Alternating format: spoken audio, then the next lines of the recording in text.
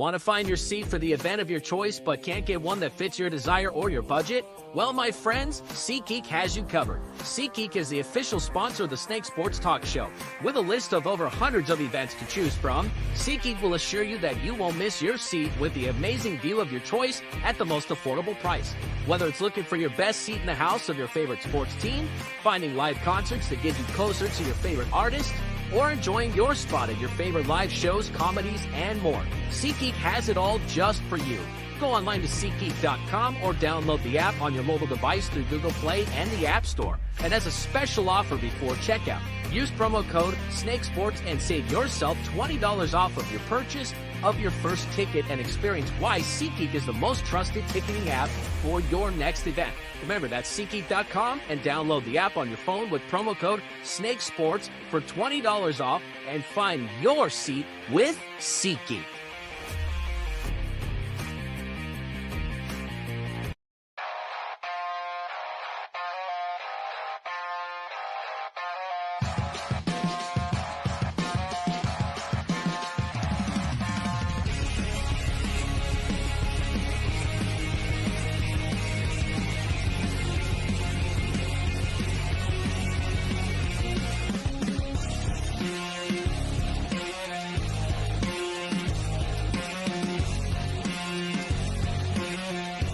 And now, broadcasting live from Las Vegas, the Snake Sports Talk Show with Jake Silva starts now. Ladies and gentlemen, here we go. We got exciting NFL talk here tonight. This is the Snake Sports Talk Show, wherever and however you may be watching and listening. Thanks for making us a part of your evening here tonight. We're live on all platforms known to man. Roku, iHeartRadio, and all social media platforms. For all of you sport fanatics, especially NFL fans out there, like, follow, subscribe, hit the bell button. We are around the corner in NFL season. Got a stacked one. Going to be talking Ravens. Going to be talking Colts. I'm going to be talking Buccaneers tonight. We're stacked on all of our interviews. We got so many great guests that's going to be coming on here tonight. And the NFL, it doesn't get any bigger and better than this, because once more, the more and more we get content every single day, we just got to talk about it. Derek Larger joining us here in about a couple minutes. So the news here tonight, the New England Patriots have sent away edge rusher Matt Judon to the Atlanta Falcons for a third-round pick. Wow. You know what's funny is that pre the draft, I had the Atlanta Falcons at the 8th pick taking an edge rusher, whether it was Dallas Turner or Jared Verse. This just made up for everything, because in that 8th pick, if you recall, they go and get Michael Penix, right? So, and it threw everybody's game off, especially the Las Vegas Raiders. Everybody's all panicking. They're going, what the hell's going on? So all of a sudden, Atlanta, they were confident in the pick. I don't blame them. But I also do believe that they needed an edge rusher. And look what finally happened. The Falcons get an edge rusher. The defense, they got better last year when they signed Jesse Bates, and they got a couple of other really good defensive players last year. And they're only going to get better from here. Raheem Morris, former defensive coordinator, back into this organization. This is where he leans the best at. So to me, I think the Falcons, and I had them when Chase and myself, we did our call, hold, fold, for yours truly being from Vegas and loves the tables. I called up on the Falcons' winning total, because in the end, they are looking like the better team offensively and defensively, and so collectively this whole team will be a lot better. But I also do believe, if you look at their schedule closely, this definitely looks like a team that could win 12 games.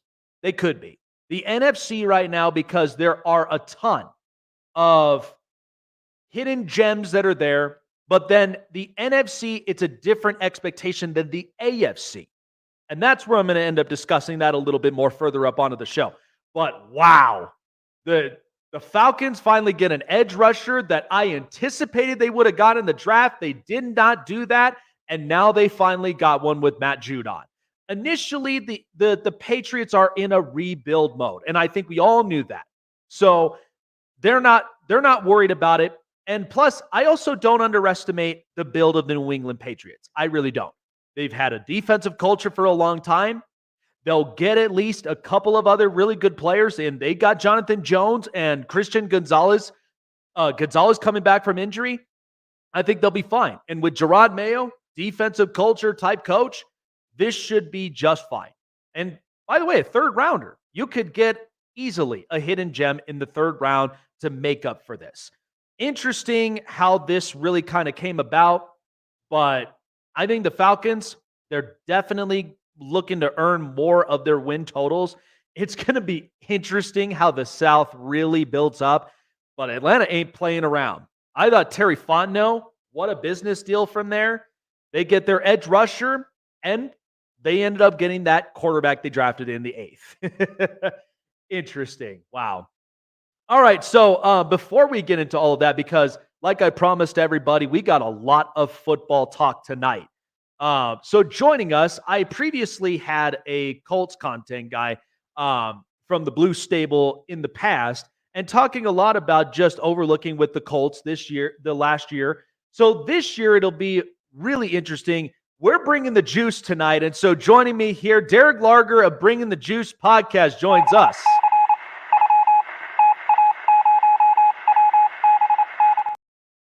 Derek, well, I'm telling you right now, I think the AFC South is really cooking up, and there's a lot of competition to go around. The Texans start beefing up. The Titans, I think, have figured out their offensive line from both their tackles, and then the Jags, they were on a hot streak, and then all of a sudden they fell off. Now they're trying to really redeem themselves after last year, but then there's the Colts. Kind of shaping up what last year gave us, because I've said it before, Shane Steichen is a rock star. I mean, the guy, a very offensive innovator, got both Gardner Minshew and Anthony Richardson at their best potential. So recapping last year, what were some of the takeaways that you got? Because also, I mean, I didn't even know much about Josh Downs, and then all of a sudden I watched this kid play, and I'm like, wow, they finally got their receiver, and they go add another one with Adonai Mitchell. So what were your takeaways through last season? Yeah, I mean, it was, of course, what we wanted to see last year was Anthony Richardson be able to do what he did. But, of course, his season came to an end early in the Titans game where he messed up his shoulder. And now he's back and ready to prepare for that second year. But last year, you really got a chance to kind of see what Shane Steichen can do as a head coach. We obviously saw what he did as for player personnel. We saw what he's been as an offensive coordinator for a couple different teams. And I mean, everywhere he goes, offenses typically get a lot more creative. They get a lot more open. They tend to do a lot of great things with Shane Steichen. And of course, we saw that with the Indianapolis Colts. And the Indianapolis Colts, I mean, they had no business being a top 10 offense last year when you look at the numbers, but especially with Gardner Minshew as a quarterback, who has always been a backup that sometimes gets in because of injuries, and a running back room that was depleted with injuries, and a wide receiver room that, you know, also had a few injuries here and there, but it was really the Michael Pittman show all year, and the tight end group was also injured. There were so many injuries last year for the Indianapolis Colts. Like, it was insane. But that offense was still able to put up 23.5 points a game, which put them at 9th overall in the NFL, despite not having Jonathan Taylor for half the year, Anthony Richardson for the majority of it. So you got to see Shane Steichen lead an offense that wasn't well put together at that time because a lot of the weapons were injured and just weren't able to be out on the field. And then as well with the defense was bad last year.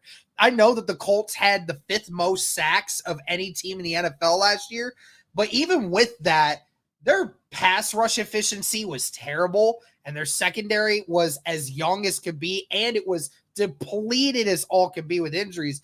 And yet you were a few plays away from being the AFC South divisional champs. Like, that's what we were talking about is, people keep dogging on the Colts and saying that that they didn't do much of anything and that they won't be anything this year. Like, last year, they were within a few throws away from winning it all. So it really is a lot closer than what people think. And I mean, last year, outside of the Titans, I mean, there was a three-way battle for whoever was going to win that division. Now this year, going into it with Tennessee doing as much as they did, I mean, you could make a legit argument that every team in this division could potentially win the AFC South if a few things go the way that they want to. So last year, it was competitive as could be. And I mean, it was fun, but this year, I mean, this is definitely the most competitive division in all of the NFL right now.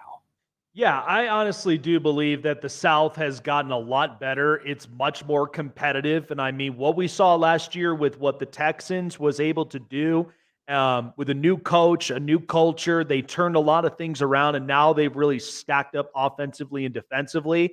But I've always said that, like, the Colts always seem to be like that middle of the pack type team. But anytime they get going, they're a force like you do not even want to mess with. So when I look at Anthony Richardson, he's coming back from injury. And my thing with him is that he's a tough build. He's somebody that I think you could really utilize a lot of his legs, but he also has a very accurate throwing arm. So when you think of his campaign this year, is this kind of something that we're awaiting to see Anthony Richardson fully hit that peak of his potential? I mean, it'll be tough to say that this year we're going to see the peak of his potential. I think this year is just going to be a warm-up. I mean, remember, this guy is only 21 years old, and he is super young. I think he just turned 22, if I'm not mistaken, which, I mean, ironically enough, it's 2 years younger than Michael Penix, who the Falcons just drafted this year. So, I mean, he is a very young guy. He was very raw coming out of college. And so he has a lot of things that still needs to be fine-tuned. But, I mean, his intelligence is there. His commitment to the game is there. His maturity is off the charts. And, I mean, this guy is just a football magnet. He wants nothing more than to just win football games. And that's what you want as a quarterback. And I think this year we won't even see the best of Anthony Richardson. And I think that this year he will be, if he plays at least 15 games this year, I will definitely sit here and say that he is going to be an above average quarterback. I would even suggest that he could potentially be on the knocking door of top 10 after this year. That's how high I think he can be for his ceiling. And that's not even the best that I know this kid can become, because he still has to get more accurate, which is something he's going to have to improve upon, which is fine because he's going to have some extra years to work on it. But the throws and the plays that this kid can make, I mean, if he plays all year or plays the majority of the year, I think a lot of people are going to be shocked about just how good this kid can be, because everyone keeps saying the same thing. The injury. They only talk about him because of the injury and whether or not he's going to actually be good. I will remind people, last year in 9 quarters of football had 7 touchdowns. I mean, a lot people say, oh, it was just 9 quarters. But that's the point. As the most raw guy that we have seen come into the NFL in a long time, be thrown into a starting roster the way he is, and to get that many touchdowns as a young athlete trying to figure it out still. I mean, what happens when this kid does figure it out? When he does figure it out, oh my gosh, the league is going to be in trouble. And I think people don't want to realize that or don't think it can happen. But this year, I'm very excited to see what Anthony Richardson can actually do. and see if, he's improved any from last year. God, quarterback play is going to be so stacked this year that there's so many names that's out there that I can't even begin to tell you just like a whole wave of new quarterbacks than what we've been used to seeing in the last few years. I'm just excited for all of them. So a player that I do believe is bound to really prove himself than where he was drafted at, Adonai Mitchell. So a lot of receivers that were taken beforehand, like Malik Neighbors and a couple others, I think people are not really paying that close of attention of what Adonai Mitchell really can mean to this offense. And knowing how clever Shane Steichen is as a head coach, where do you kind of see Adonai Mitchell really plugging into this offensive weaponry? Because after what we got from Pittman and what I got from Josh Downs, I think he's coming into a very good situation that I think Steichen really will utilize him in the best situations. Oh, 100%, because, he's coming in with all the expectations and people were talking about him through the whole draft process, but you don't have to have him come in and be the guy, right? Like you said, he's probably going to be receiver 3 on this unit, which is a fantastic thing for a young wide receiver who has all the talent in the world, but is still trying to figure out his spot in the NFL. And that's great. He doesn't have to be leaned on to make all the big plays. He just has to be a contributor. He just has to play his role. And it's going to be interesting to see what he does this year, because like you said, Michael Pittman, he's going to continue to be the workhorse. Josh Downs' role is only going to continue to rise as long as he remains healthy. Adonai Mitchell, he's been interesting, man, because him and Alec Pierce have kind of been battling for snaps right now.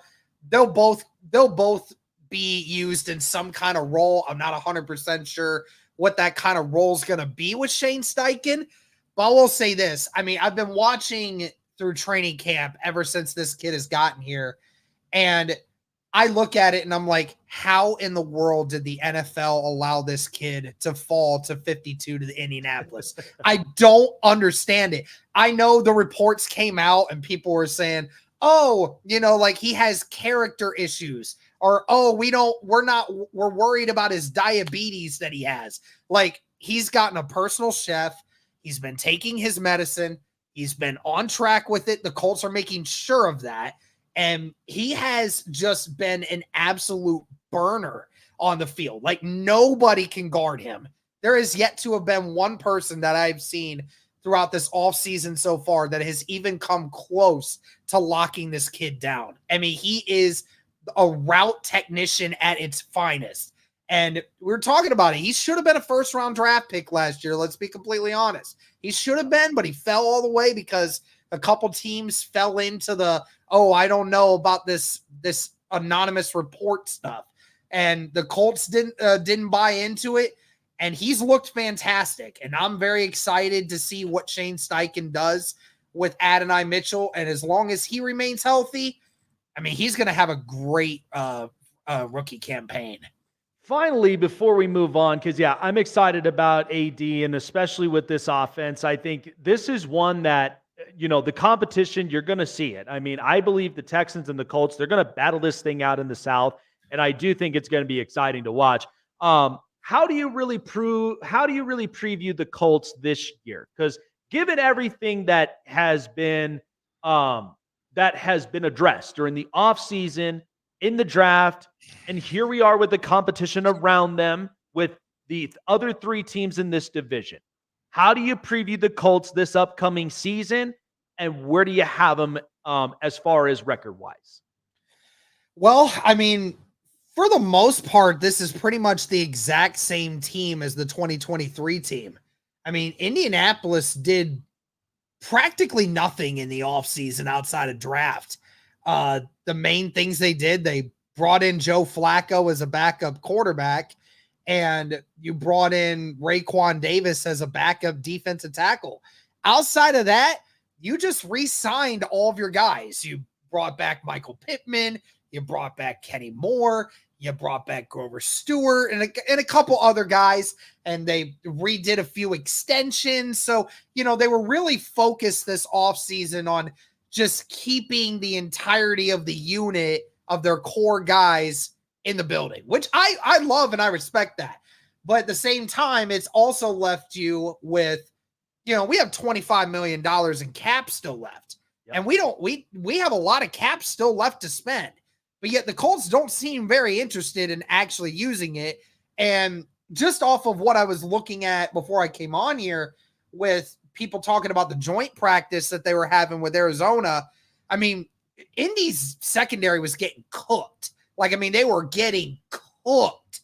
So, I mean, Colts fans like myself have been saying through the entire offseason that Ballard needs to do something to address his secondary, but for some reason he feels that they don't need to, when it's clear as day that the Indianapolis Colts secondary gets torched by every quarterback that we play, which is a sad reality that the GM doesn't see what the fans are seeing right in front of our very eyes. That's going to definitely be a little bit of a concern, but I will say this.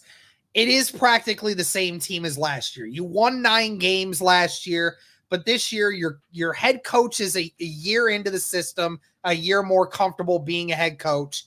Anthony Richardson's coming back. If he remains healthy, his play is going to increase tenfold the quarterback play that you had with Gardner Minshew last year. If the guys at pivotal positions stay healthy for the majority of the year, like Jonathan Taylor, like the wide receiver room, like the secondary and the defensive line, if those guys stay healthy, then this team will be just as good, if not better, next year. And this is a team that won 9 games.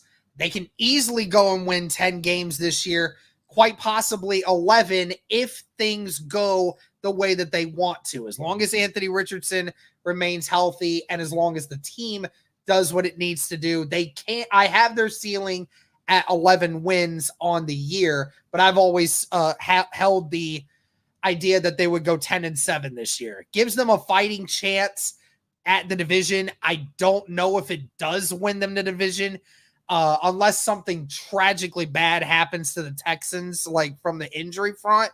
I don't know if 10 wins is going to do it for them, but it'll keep them competitive. It'll keep them in the playoff picture. I think it gets them at least a playoff win, or at least a trip into the playoffs. So yeah, 10-7 seems about right for me. I'll tell you what, though. I mean, this is my hottest take, but I do feel like in the AFC, I think we're going to get 4 teams that will end up 10-7 that I do believe are going to be fighting for those wild card spots.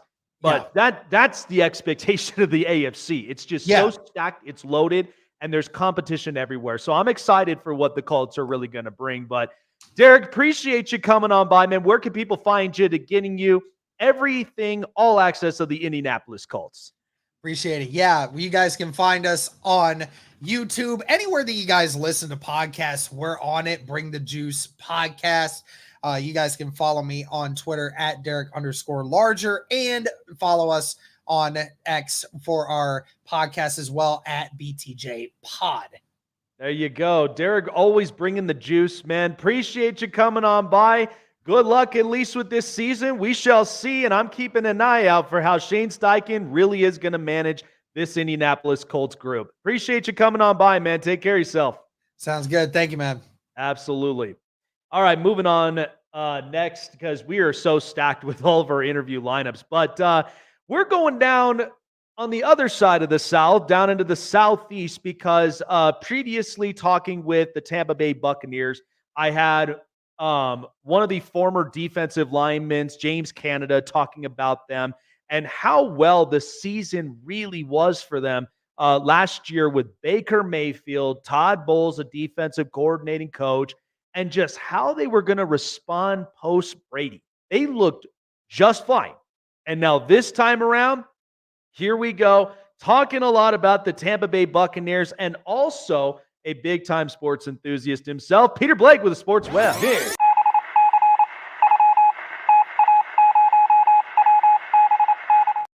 All right, right, Peter. Well, there is a lot really to kind of go around and talk about from here, but I will start to say this. I mean, the season we got last year with post Tom Brady, in comes Baker Mayfield, and you have a defensive coach in Todd Bowles that there were uncertainty in the building of how this team was going to kind of pick back up from where they left off at.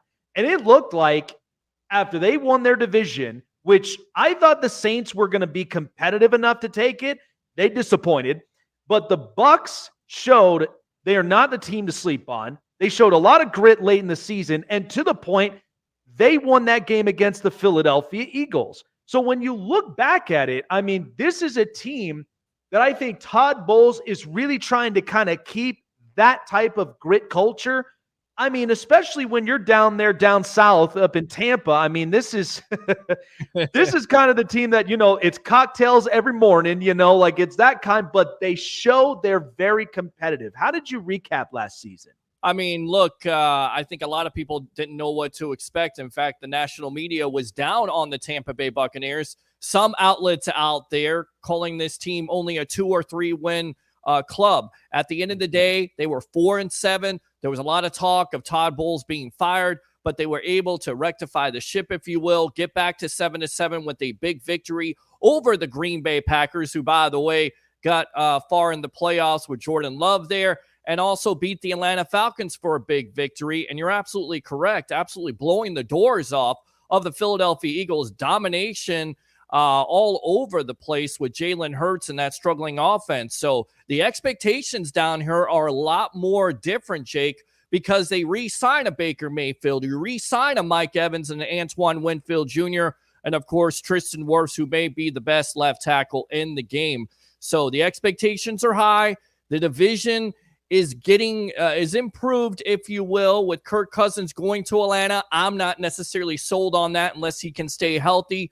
You talk about the Saints. I think it's dead man walking there with Dennis Allen. He could be fired by the end of the year. And you got the Carolina Panthers, who have the Bucs former offensive coordinator in Dave Canales, but he's never coached in the National Football League. So certainly this team can win a division. And on top of it, listen, not only did they dominate the Philadelphia Eagles in that first wild card game, but they're only a couple plays away, my friend, from being in the NFC Championship game. I absolutely agree. And especially a team that, like, the way they finished and the way that because again, I think they were very clever of at least getting rid of that rearview mirror, looking into what's in front of them, like what they've got right now. I thought that was very impressive that they were able to silence out the past, go into that season, and then really play it out to the point of where nobody even expected that. But yet it turned into a great story in the end because it was Baker Mayfield's redemption year. And Mike Evans, I'll get to that in a second. But the fact that he's played with a smaller quarterback before, with Johnny Manziel in Texas A&M. So it's like, he's so familiarized with it. But what I'm thinking of with the defense, I've been saying this here up on the show. I felt like Tampa, they got rid of the old contracts. This is much like what the Buffalo Bills did with all their defensive players, getting rid of guys that we know that were more injury prone. They were expensive. They needed to move off of, and they needed to get younger up onto this. How do you anticipate this defense? Because I feel like you get rid of the old contracts, you bring in the new young from the draft or guys in their second, third year, and really truthfully try to develop this defense to where you are still kind of keeping that kind of defensive juice like we'd have in the past. Yeah, it's interesting because you get rid of Shaq Barrett. Of course, he retires from the National Football League. You had JPP, of course, Sue. You get rid of those contracts, and you get Kalijah Kancey, who could definitely be a building block if he can stay healthy. You saw flashes of brilliance with him last year, before the season being compared to Aaron Donald. You could see why the Bucs made him a first-round pick. You have a Yaya Diaby, who showed when he got the opportunity to make things happen. He definitely did that. Vita Vea cut down about 20, 30 pounds. So he's a svelte Vita Vea now, about 305, 310. Remember, he played about 340. So there's a lot of excitement when it comes to this defensive line. A lot of question marks, though. They do draft Chris Braswell out of Alabama. They're expecting big things from him because Joe Tryon Shoyinka hasn't been productive enough. You move on from Carlton Davis. You move on from Devin White because it was a distraction last year and it was completely out of position. You replace him with KJ Britt playing beside a Levante David, and now you got Zion McCollum and Jamel Dean. And, of course, the under-the-radar move for that back end, Jake, has to definitely be Jordan Whitehead combined with Antoine Winfield Jr., who didn't get the respect around the National Football League from his peers for the Pro Bowl. I have no idea why, because you turn on the tape and Winfield Jr. definitely made things happen. But Jordan Whitehead coming back to the fold here, I'm telling you, it's going to make that back end that much stronger. I really do believe so, because especially when you move on from a Carlton Davis and you have familiarity and the connection. Can't stay healthy. He can't stay healthy. Yeah. He's already he's Detroit Lions. Look, he is one of the most talented corners in the league. There's no denying that. He's been able to shut down wide receivers, but the problem is he could never stay healthy. And, they have to have that availability. So they drafted a kid by the name of Zion McCollum in the 5th round. They have high expectations. Jamel Dean, they signed him to a contract extension a couple years ago. He kind of have a down year, so there's a lot to be expected. But you're exactly right. You have to move on. And it's been a quiet offseason, unlike it was last season, because you weren't sure who the quarterback was. You weren't sure who the offensive system, Dave Canales running this first team offense at the end of the day.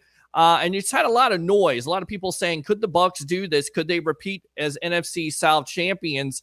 And now the expectations, like I said, coming in, the energy, there's something different about the Tampa Bay Buccaneers. And you can't put your finger on it, but it seems like there's confidence. It doesn't seem like it. There is confidence in that building. I've been over there. I cover them. And there's an electricity with this Bucs team and with this Bucs fan base.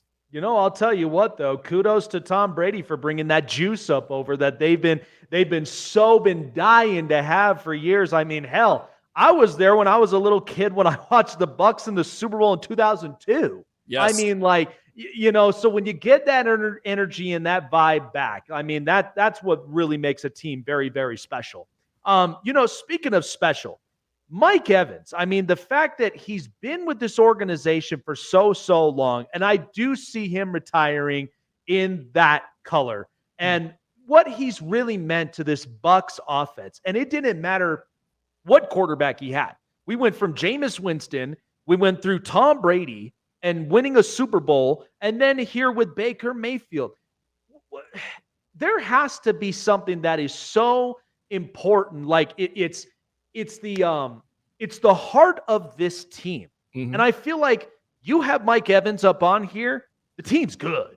Like we're good from here. But then you could feel the force that when he's not on that field, it feels a little bit different. How impactful from over the years has Mike Evans really been with this organization? I mean, listen, he's a first-team Hall of Famer. He's the first guy. He should be definitely a Hall of Famer, first-time Hall of Famer with the quarterbacks he's played with. And you look at it, people say, well, he played with Tom Brady. Not for all those years. He had Jameis Winston. He had Mike Glennon. He had Josh McCown. I mean, he has had various quarterbacks and has been able to be so consistent at the highest level. And the reason why he doesn't get the pub is because he's not a talker. He's not a diva. He just goes about his business as a professional football player. I always tell people on my show, The Sports Web, be happy and don't take this for granted for this time, because you have Mike Evans, who could go down as the greatest offensive player in their history besides a James Wilder. You have a guy that goes about his business as being a professional, like a Chris Godwin. When you have two wide receivers, and we all know this, Jake, that wide receivers are all divas. They have that diva mentality. You had Antonio Brown here. He was definitely a cancer. You got him out of that locker room. Mike Evans doesn't grow on trees, and he continues to get better and better. And there was some thought that he could go and get bigger contracts from the Kansas City Chiefs and from the Houston Texans, and even goes on to talk about this a week and a half ago, how his wife swayed him to said, let's get it done here in Tampa. His relationship with not only the organization, but Jason Light and how he takes care of his own players sealed the deal. And I know there's a lot of Bucs fans that were fretting it, but as we say down here, trust in Light, believe in this organization, because if you take care of your business and you go about it in a professional manner, He'll get things done. He'll take care of you. And it was great to see Mike Evans get it done here in the next 2 years. He'll definitely surpass Jerry Rice. Knock on wood. Hopefully he can stay healthy. He's been able to do that.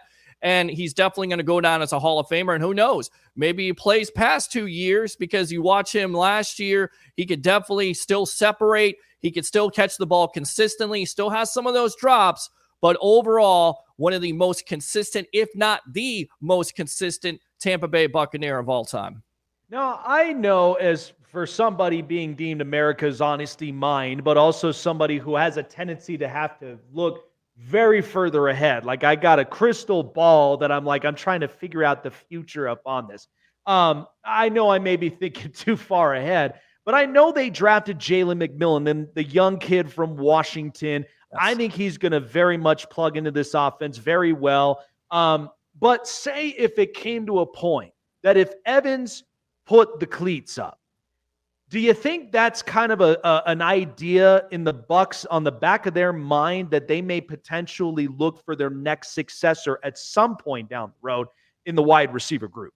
Absolutely. I mean, the wide receiving room is deep. I mean, like you said, you have Evans, you have Godwin. He's coming up on a contract year. They're going to put him back in the slot, look for him to really stand out. Only had 2 touchdowns last year. You talk about McMillan out of Washington. If not for the injury, most likely he would have been higher on these draft boards, and everything from training camp. Every time you see number 15, he's catching passes. He's making things happen. And they also have a kid by the name of Trey Palmer, who they drafted out of Nebraska. And if he can get his hands consistent, and he can be more consistent with his route running and not necessarily giving up on routes because he has speed to burn, you definitely have a future there. To answer your question, I think they anticipate, having a good decision here. If Chris Godwin has a good year, they're going to have to figure out if they want to sign him long-term, if they want to let him go, if they want McMillan to replace him, or do they want to keep this wide receiving room intact to give all the weapons you can to Baker Mayfield?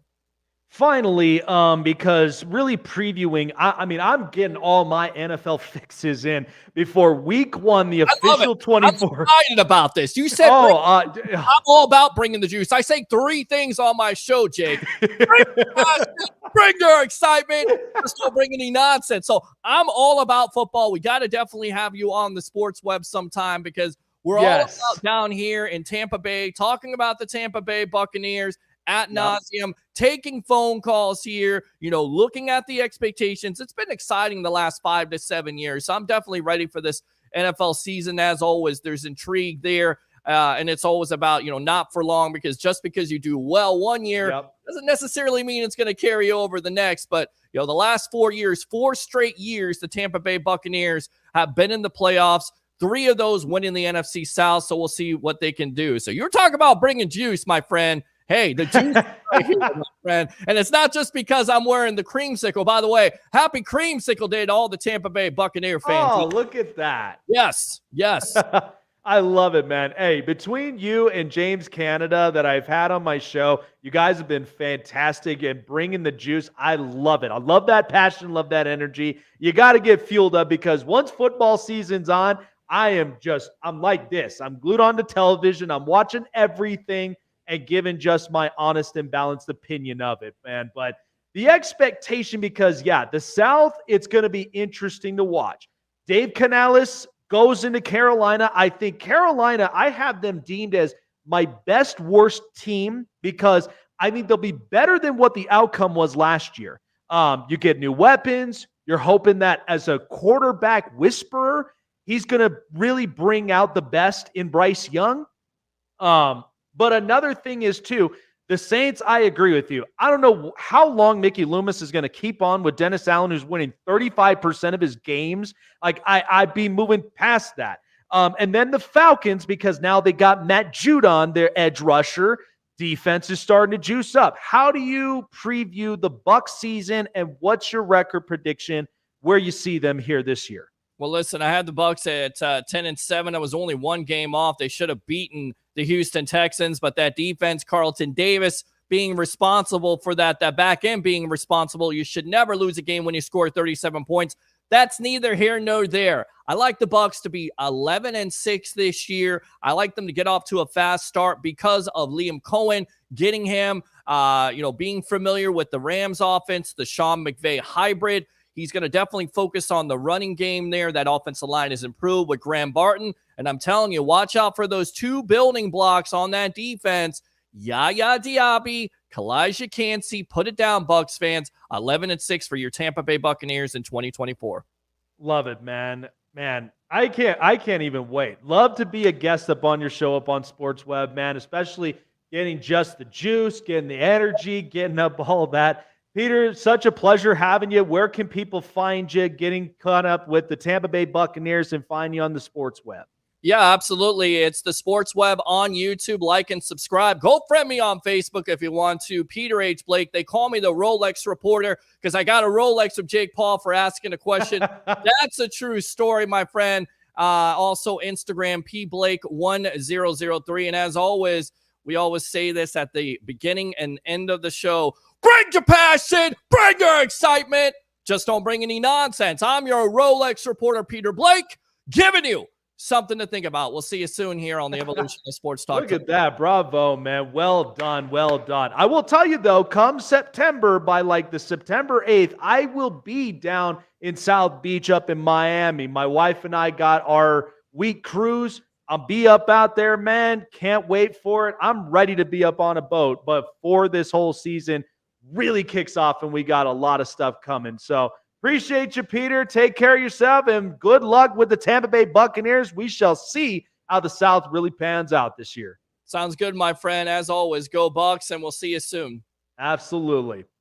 All right. Well, we are moving up north now this time because this team, I never count them out, especially with the MVP season we got from Lamar Jackson and how this Ravens team is really going to favor and pan out with a stacked AFC North. I'd say it's honestly the biggest bloodbath division in football. So to really discuss it and locked on the Baltimore Ravens, Kevin Oestreicher joining us.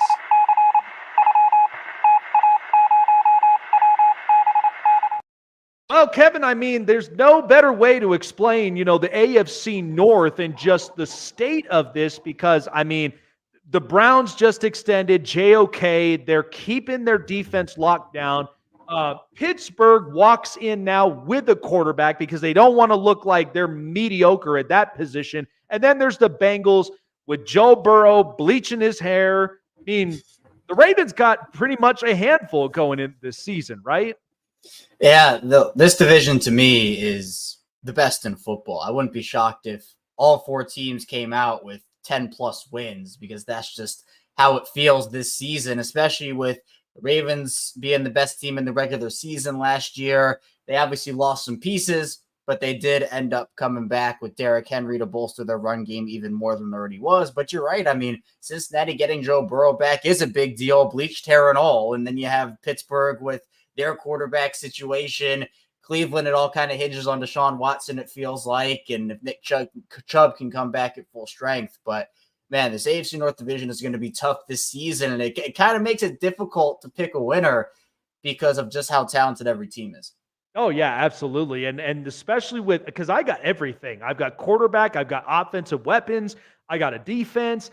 And, all these coaches, I mean, yeah, Mike Tomlin's never lost a season. And you got Kevin Stefanski, who worked with literally no quarterbacks, and yet they still ended up with 11 wins. So it's like there's such quality coaching up in there. So recapping with the Ravens, because in your honest perspective, I gotten a couple of, I've listened to both stories up on this when it came to the MVP race. I love Lamar Jackson, and I feel like you get a quarterback who's winning you 75% of your games, and especially with how elusive and how he really distributes the ball. I mean, the guy hardly loses, and you could tell with how this offense flows with him, where some on the other end, they were talking about the MVP race, and they felt like, well, Josh Allen had a shot. Christian McCaffrey had it.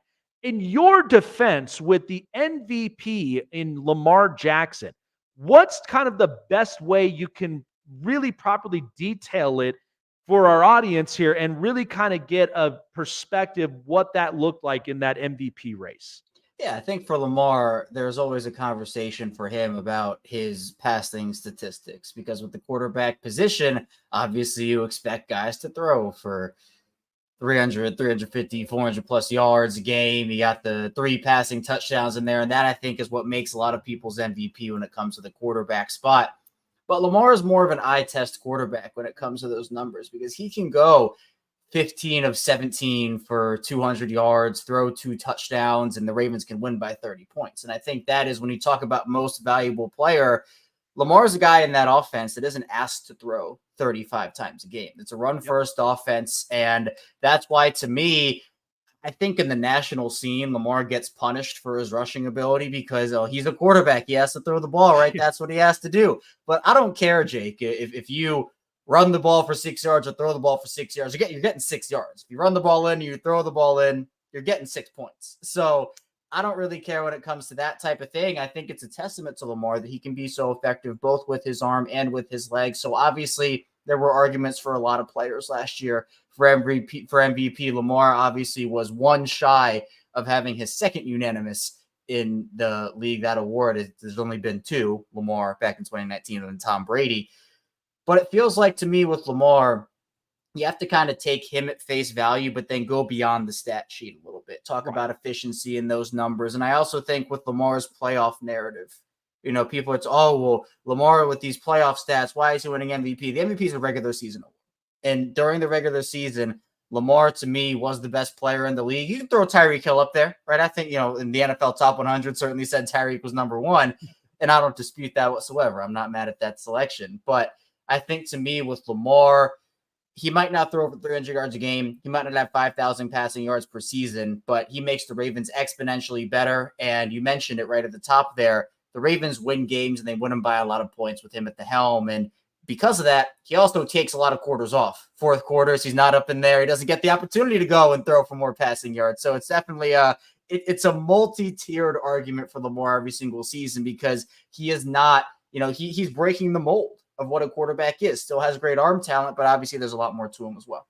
Yeah, and I've always said this because, like our good friend Cam Newton, when it comes to game changer and game manager, I always say that, look, if you're able to manage with both running the football and throwing it as well as Lamar Jackson does, and yes, he throws the ball so well for a running back talent, as most people would think, but he just really manages the game in such a different way. And I think with how Todd Monken really has managed this offense, I think this is one I'm excited for because Zay Jones, another year on his belt now. Mark Andrews, which, by the way, thank God he's okay because for the news we got, that's pretty immaculate. He got out of there with not a scratch or any of that, but to have him back and then Isaiah Likely, I think this Ravens offense really is going to pick up where they left off. Now, defensively, this is quite a challenge, knowing in the division and as much of a gritty type of division it is in the AFC North. You lose a defensive coordinator with Mike McDonald going to Seattle. You lose Patrick Queen going to the enemy territory in Pittsburgh, and then there's Geno Stone going to Cincinnati. So before I get into that draft pick, because I want to know a little bit more on your thoughts on it, but when you look at the defense as a collective and from a collective scale, this is a team that never gives up in any given Sunday at all. They play their hardest 110%. Do you think this defense will be fine because of just the subtractions we got this offseason and how you really kind of see this playing out? I do think they'll be okay. And you can't understate the losses. Obviously, Baltimore's going to have to rely on a lot of young talent to come in there because they didn't go out there and replace a guy they lost with a veteran 1-for-1 every single move. This is kind of the year of promotion for a lot of these younger players. They drafted Trenton Simpson out of Clemson last season. He kind of took a year behind Roquan and Patrick Queen. And then now he's stepping into Patrick Queen's role. You mentioned, we'll talk about Nate Wiggins a little bit more, but he's the guy that's going to have to step up for Ronald Darby, Adafe Owe, for Jadeveon Clowney. It's all these younger pieces that are going to have to elevate their games. And on a contending team, that certainly can come with some risk if it doesn't pan out the way that you particularly need it to, because vets are kind of the, I guess, sure thing where not every vet pans out, but they've been there, they've done that, they have that experience relying on guys who haven't had a ton of playing time. There can be a bit of a learning curve. And speaking of, Jake, you mentioned it with Mike McDonald. I think a lot of people here in Baltimore feel like that was Baltimore's biggest loss this offseason, where he was such a talented coordinator here in Baltimore. Obviously, went up to Michigan for the season with Jim Harbaugh before coming back to Baltimore to take on the defensive coordinator role with John. But he really found his groove. And there was really, as the season went on, as the playoffs went on, there was that feeling here that, okay, this is probably the last stand. And that's why I think the championship game stung so much, was because the roster felt perfect, the coaching staff felt perfect, and they couldn't end up getting the job done. Now they go internal. They bring in Zach Orr, who's a first-time ever play caller, any level. He's never called plays before at any level. Did play for 3 years with the Ravens. He was an all-pro in his final season before retiring due to a neck injury. But there is some risk in that as well, where I think by the end of the season, we'll be talking about this defense as a top 5 unit at the minimum again. But the Ravens have to open up against the Chiefs in the opening game of the season. They have Dallas in their first 5 weeks, Buffalo, Cincinnati. The defense will be fine because, again, while people are looking at the Patrick Queen loss and Jadeveon Clowney and Geno Stone and all those are big losses. But I think in some circles, they're being talked about like they lost Kyle Hamilton and Roquan Smith and Justin Madubuike. And they haven't lost those guys. Those are kind of the lifebloods of the defense. And by the way, if you want to become the defensive coordinator of the Ravens, just be the inside linebackers coach, because these past 5 promotions have been from within, all of them. So that's the job I'm applying for next, actually, is the ins, because I know what my path would be. My promotion would be up there, but they love the system. That's why they moved internally. I don't expect much of the system to change, just to add on Zach Orr's personality and kind of acumens into it is what I think is going to be the biggest shift for that unit. I don't expect them to be the same unit they were. I mean, that was a historic level defense we saw last season. They broke multiple different records. And I make this comparison when Lamar won his 2019 MVP, that first one, a lot of people said, well, okay, now he has to improve statistically every single season or else he's regressing and he's getting worse. And I said, well, from a stats perspective, he threw 36 touchdowns, had 6 interceptions. You can't expect the stats to go up every single season. Like Jake, 65 passing touchdowns per season for Lamar, throwing like 0 interceptions per season. The efficiency got better, but some of the stats regressed. I expect that same path for the Ravens defense this season. I expect their efficiency to be better with some of the younger players, but they might not break the franchise record for sacks every single season from now on. Again, I think we got to be realistic with the whole situation as well. Oh, absolutely. And talking about the top draft pick, Nate Wiggins, I mean, the way that I broke it down, because I had top 10 draftees coming in this year that I think really are going to be a fun watch, interesting to kind of see how they develop into an NFL level kind of caliber. And the thing I broke away with Nate Wiggins is that you're not going to look at a guy that like a Quinion Mitchell, who is basically a ball hawk, that's going to be there going and getting the interceptions. But what I got was, this is a guy who acclimates so well to man-to-man coverage, a guy that will, even if you get passes deflected and all the rest of it, it's good enough because it's only pissing off the opposing offense, especially your receivers. But I felt like that week 1 preseason was a pretty impressive showing. I mean, the guy showed that he is much like what Baltimore standard is, plays hard, pisses off opposing offenses, and he just gives you that kind of energy and vibe. How do you really break down Nate Wiggins here and plugging in with Marlon Humphrey and this Baltimore secondary? Yeah, I think this was a needed addition. Corner was certainly on the list of needs for the Ravens, and this is kind of what the Ravens do, where an immediate need, it wasn't, because you had Marlon Humphrey, you had Brandon Stevens, like you mentioned. But this is what the Ravens do, is they go off of their board and best player available. And so you slot in Nate Wiggins, and they love running these 3 cornerback rotations on the outside. So with Humphrey, Stevens, and Wiggins, those 3 will be able to rotate in with whoever Baltimore's slot corner is. The speed is what pops out about Nate Wiggins, though. Sub 4.3 at the 40. He's a guy that has incredible recovery speed as well. He does get beat sometimes. Every corner does. But the difference with Nate Wiggins is he's able to recover faster than most cornerbacks in the league. So when you talk about how these offenses are being built today, Jake, it's about trap team. You know, these guys accumulating all this speed on the offense. I mean, the Ravens will have to see it in week 1 with Kansas City, with some of the guys that they got, Xavier Worthy, etc. You want to have a guy in their defense that can be able to catch up with those guys, work with those guys, and not be mismatched in those situations. So Wiggins is a tough player. He plays with physicality. He's a competitive guy, has that swagger to him. He'll talk. He says he loves the whole trash talk element of it, which he's put on full display over the course of training camp and the preseason so far. The thing with him, though, is the frame. He's a little bit on the slender side, doesn't have the biggest frame in the world, and I think that's what everybody's talking about here, is that in the NFL, you got to put on some weight to be able to hang with a lot of these other NFL wide receivers. But the thing that he and the Ravens will have to, I guess, determine, this will probably be an offseason question for next year, but what weight do they want him at? What weight does Nate Wiggins want to be at? Because if you put on the weight, obviously you don't want to lose the speed. There has to be a happy medium and a balance of what does Nate Wiggins feel comfortable playing at. But for this season, I expect there to be some problems with maybe bigger and stronger receivers, but he'll have no problem staying with guys. And again, he goes in there, he makes tackles, he wants to be involved in run support. And we had another corner here in Baltimore, Marcus Peters, all those years ago, it feels like, he was also that like slender, slighter frame guy. The difference is that he made business decisions. He didn't want to be involved in the run game. You know, he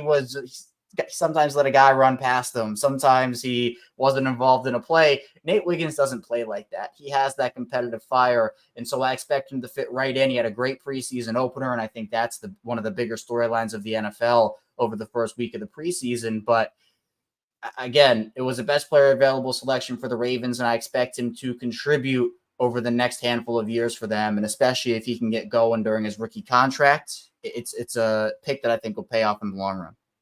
2 questions here for you before letting you go. So you open up with the Kansas City Chiefs, and we know last time being here in this setting, that was a stinger. And I found myself questioning because watching the Ravens play, they ran the football once and then didn't even turn to what was working for them all season long.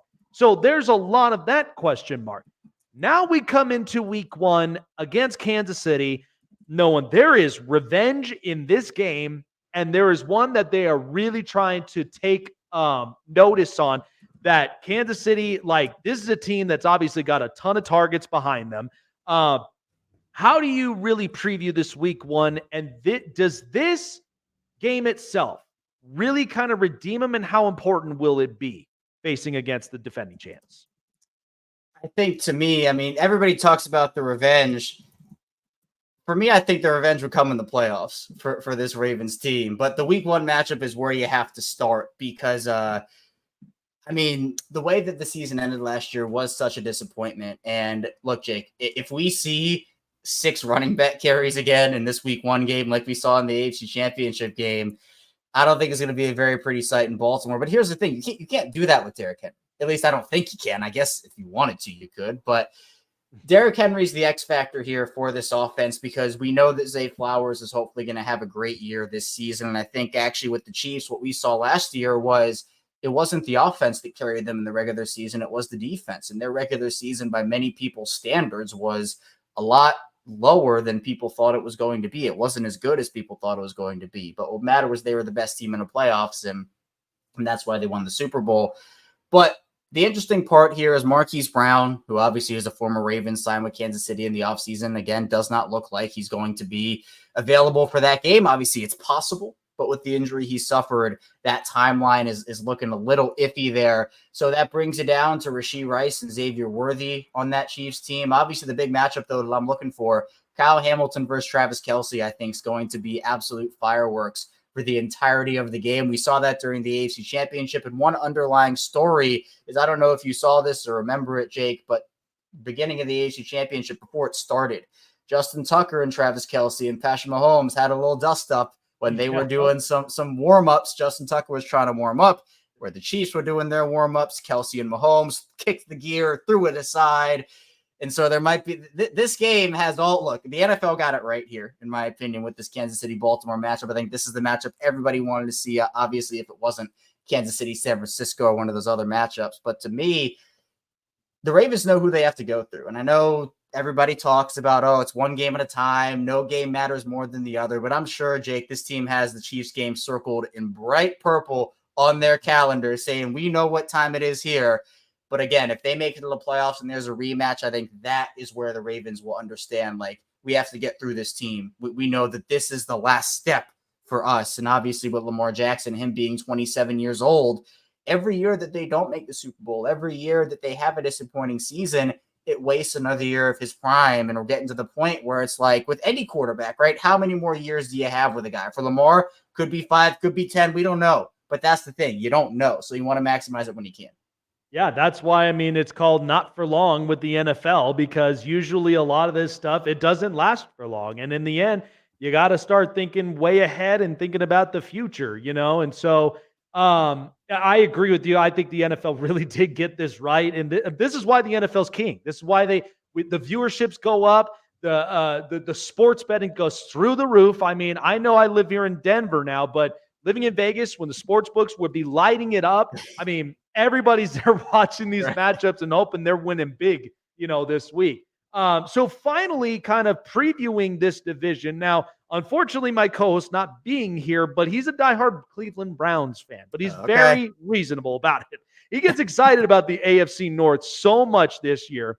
So knowing with how powerful that the AFC North is, like I said, the Steelers, they knew, we're not walking in the season with a mediocre quarterback. We need to get one. It didn't matter what we need to get, but we need one.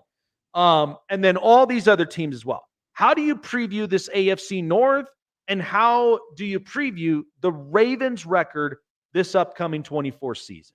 Yeah, to me, this division, again, and we talked about it at the top, it is so talented. I think, to me, the biggest boost for any team will be Joe Burrow coming back. And I think that's pretty obvious. I mean, he's a star quarterback. And they were able to make some noise with Jake Browning in there, but obviously Jake Browning is not Joe Burrow.